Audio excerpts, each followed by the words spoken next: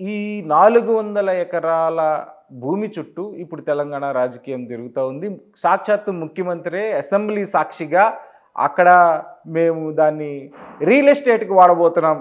In the sense టీజీఐఐసీకి దాన్ని ఇవ్వబోతున్నామని ఆయన ప్రకటించారు. హైదరాబాద్ యూనివర్సిటీకి సంబంధించిన ల్యాండ్స్ ఇదంతా కూడా ఏంటంటే ప్రజలను తప్పుదోవ పట్టించడానికి ఈరోజు ప్రధాన ప్రతిపక్ష పార్టీ అయినటువంటి బీఆర్ఎస్ పార్టీ, దానికి మాతృ సంస్థ అయినటువంటి బీజేపీ పార్టీ రెండు కూడా ఆడుతున్న డ్రామాలు. ఎందుకంటే మనం అందరికీ ఏం కనిపిస్తుందంటే ల్యాండ్ 400 ఎకరాలు మాత్రమే మనందరం మాట్లాడుకుంటున్నాం. కానీ అసలు విషయం ఏంది అంటే రానున్న స్థానిక సంస్థల ఎన్నికల్లో కాంగ్రెస్ పార్టీ చేసినటువంటి అనేకమైనటువంటి కార్యక్రమాల్లో ఎక్కడో కొంత కాంగ్రెస్ పార్టీకి ఎడ్జ్ దొరుకుతుంది. అట్లాంటప్పుడు 2023లో కాంగ్రెస్ పార్టీ అధికారంలోకి రావడానికి కారణమే విద్యార్థులు అని నమ్మినటువంటి ఈ ప్రతిపక్షాలు ఏదో ఒక రకంగా మనం పార్టీ పైన దుమ్మెత్తాలి, దీనిలో ఎవరిని వాడాలని అందరినీ వాడిరు. రైతులను వాడిరు, మహిళల్ని వాడినరు, జర్నలిస్టులను వాడినరు, అన్ని చోట్ల కూడా ఫెయిల్ అయినరు.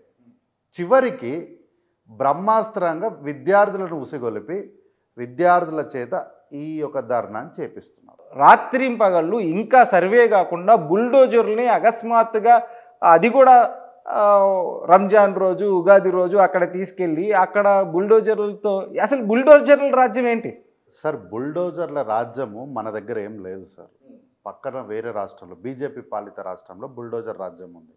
ఏంటి, వాళ్ళకి నచ్చని వాళ్ళని, వాళ్ళ పార్టీకి అనుకూలంగా లేని వాళ్ళని వాళ్ళ ఇండ్లు కూలగొట్టడము, ఇది బుల్డోజర్ రాజ్యం. మేము ఎక్కడ ఎవరి ఇల్లు కూడా కూలగొట్టడానికి వాళ్ళకు మాకు పర్సనల్ ప్రాబ్లమ్స్ కానీ గట్టు పంచాయతీలు కానీ మాకేం లేవు. మేము ఏ ఇల్లైనా కూలగొట్టింటే ఆ ఇల్లు ఎందుకు కూలగొట్టినాము, ఆ ఇల్లు చెరువులో ఉంది. సో ఆ చెరువులు కాపాడడంలో భాగంగానే మేము జేసీబీని వాడినాం. అయితే ఇక్కడ రంజాన్ రోజు, ఉగాది రోజు ఎందుకు వాడినారు అన్నది ఒక పెద్ద ప్రశ్నగా ప్రభుత్వం తప్పిదంగా చూపిస్తున్నారు కదా. ఏం లేదు సార్, జనరల్లీ వర్కింగ్ డేస్లో ఏంటి అంటే జేసీబీలు అన్నీ కూడా ఫీల్డ్ పైన, సైట్ల పైన ఉంటుంది. అయితే ఈ రోజు హాలిడేస్ ఉన్నాయి కాబట్టి in the space of availability మనకు నెంబర్ ఆఫ్ జేసీబీలు అక్కడ అవసరం ఉంది కాబట్టి అన్ని జేసీబీలు సమకూరాలంటే అది హాలిడే ఉంది, అవైలబిలిటీ ఉంది, అక్కడ ఉన్న ఆపరేటర్స్ రావడానికి వాళ్ళు సిద్ధంగా ఉన్నారు. అందుకని ఆ రోజు తీసుకున్నారు. అందుకని అర్ధరాత్రి కూడా లైట్లు వేసి మీరు దాన్ని అక్కడ ఉన్న చెట్టు చేవల్ని క్లియర్ చేస్తున్నారా సార్? వర్క్ చేయాలి అన్నప్పుడు మీరు ఒక్కసారి మనం ఏ కన్స్ట్రక్షన్ సైట్ కానీ ఏ సైట్ కానీ వెళ్దామో రాత్రింబవళ్ళను తేడా లేకుండా షిఫ్ట్ వైజ్గా ఈరోజు వర్క్ చేయించుకొని త్వరితగతిన ఏదైనా సరే ప్రాజెక్టులు కంప్లీట్ చేయాలన్న ఆలోచన. అసలు ఒక విశ్వవిద్యాలయం భూమిని అది కూడా మీ కాంగ్రెస్ ప్రభుత్వం ఇందిరాగాంధీ గారు ఒక విశ్వవిద్యాలయానికి ఇచ్చిన భూమిని 2300 ఎకరాలు 1975లో. అయితే అది క్రమక్రమంగా 800 ఎకరాలు ఆల్రెడీ రాష్ట్ర ప్రభుత్వం అనేక సందర్భాల్లో, అనేక పరిస్థితుల్లో, అనేక అవసరాల కోసం దాన్ని వాడుకుంది. ఇప్పుడు మళ్ళీ ఒక 400 ఎకరాలు, అంటే ఇది ఇంతకుముందు ఐఎంజీకి ఇచ్చిన ల్యాండే. అక్కడ మనకి 2004లో మనకి ఇచ్చినప్పుడు 2006లో ఆ ల్యాండ్ని ఎందుకు రాష్ట్ర ప్రభుత్వం కోర్టుకెళ్ళింది? ఎందుకు ఆ ఐఎంజీ అనే సంస్థ దేనికైతే ఆ స్థలాన్ని కేటాయించబడిందో దానికోసం అది ఉపయోగించలేదు కాబట్టి ఈ ల్యాండ్ని మళ్ళీ తిరిగి తీసుకుంటున్నాము అని రాష్ట్ర ప్రభుత్వం హైకోర్టుకి వెళ్ళినప్పుడు ఆ ల్యాండ్ ఎవరికి చెందాలి సార్? అయితే ఈ విషయంలో దీన్ని చుట్టుపక్కల ఏంది అంటే సార్, ఇది గవర్నమెంట్ ఆర్డర్, మీకు కూడా పంపిస్తాను నేను. ఇది జీవో నెంబరు 1473 జీవో నెంబర్ ఇది. అయితే దీని హిస్టరీ ఏమీ తెలియకుండా ఈరోజు, అంటే తెలిసి మాట్లాడుతున్నారా తెలియక మాట్లాడుతున్నారో నాకు అర్థం లేదు. యూనివర్సిటీ పిల్లలు అంటేనే స్కాలర్లు, అత్యంత మేధావులు. చిన్న ఆర్టీఐ, ఒక్క కాగితం ఆర్టీఐ ఇంత సంతకం పెట్టి ఇస్తే పూర్తి వివరాలు ఇస్తుంది ప్రభుత్వం. ఆ సిస్టమ్ని కాంగ్రెస్ పార్టీ తీసుకొని వచ్చింది. అంటే ఇంత చిన్న విషయం తెలియకుండా వాళ్ళందరూ ధర్నా చేస్తున్నారు అంటే దీనిపైన రాజకీయ అంశం ఉంది అని అనుకోవద్దు అని అంటే ఎట్లా నన్ను నమ్మమంటారు? యూనివర్సిటీ ఆఫ్ హైదరాబాద్ కూడా ఇవాళ ఒక పేపర్ ప్రకటన ఇచ్చింది. ఇక్కడ సర్వే జరిగిందని రాష్ట్ర ప్రభుత్వం చెప్తుంది, కానీ ఇక్కడ ఎటువంటి no revenue survey conducted in Gachibowli. University of Hyderabad ఒక స్టేట్మెంట్ రిలీజ్ చేసింది. ఓకే సార్, మీకు ఇప్పుడు ఏం కావాలి? సర్వే కావాలి కదా. సర్వే కాదు, ఇప్పుడు 400 ఎకరాలు అయితే మీది కాదు, అది తెలుసు. అయితే మీరు ఏం క్లెయిమ్ చేస్తున్నారు? 400 ఎకరాలు సాంకేతికంగా యూనివర్సిటీ కాదు, రాష్ట్ర ప్రభుత్వాందే, కానీ అది యూనివర్సిటీ ల్యాండే కదా, అది ఆ బౌండరీలో ఉన్న ల్యాండే కదా. అయితే వీళ్ళు ఏం క్లెయిమ్ చేస్తున్నారు ఇప్పుడు? ఈ 400 మీరు ఎక్కడైతే వర్క్ చేస్తున్నారో అది మీరు అనుకుంటున్న సర్వే కాదని వీళ్ళు క్లెయిమ్ చేస్తున్నారు, అంతే కదా. సర్వే కావాలి అంటే ఇక్కడ డిస్ప్యూట్ ఎక్కడుంది? సర్వే దగ్గర ఉంది. ఆ సర్వే దగ్గర అప్పుడు వీళ్ళు ప్రాపర్ త్రూ ఛానల్లోకి వెళ్తే అయిపోతుంది కదా. అది వదిలేసి వీళ్ళు ఒక సిస్టంలో ప్రాపర్ త్రూ ఛానల్లో పోవడం బంద్ చేసి విద్యార్థులను రెచ్చగొట్టి వాళ్ళకి చదువు చెప్పకుండా వీళ్ళు చదువుకోకుండా రోడ్ల మీదకి వచ్చి ముఖ్యమంత్రి ప్రపంచంలో విద్యార్థులే అన్ని ఉద్యమాలు నడిపారు, తెలంగాణ ఉద్యమం కూడా విద్యార్థులు రోడ్డు మీదకి రావడం తప్పు అనడం కరెక్ట్ కాదు. నో, ఇది ఉద్యమం కాదు కదా. ఇక్కడ ఎవరికి అన్యాయం జరగలేదు కదా. ఇది ఉద్యమమే కాదు. నువ్వు ఉద్యమం నిన్ను ఎక్కడ విద్యార్థులను ఉద్యమం చేయొద్దు అంటలేను. మీరు ఉద్యమం చేయండి, ఏదైనా పనికొచ్చే పనికి ఉద్యమం చేయండి. మీరు ఏం క్లెయిమ్ చేస్తున్నారు ఇప్పుడు? ఫైనల్గా మొన్నటి వరకు మాదే ల్యాండ్ అన్నారు, డాక్యుమెంట్ బయటికి అఫీషియల్గా ఇచ్చిన తర్వాత ఏమన్నారు? కాదు సర్వే చేయలేదు అన్నారు. ఇప్పుడు ఒక కొత్త స్టేట్మెంట్. మీకు సర్వే కావాలన్నట్టు ఏం చేయాలి?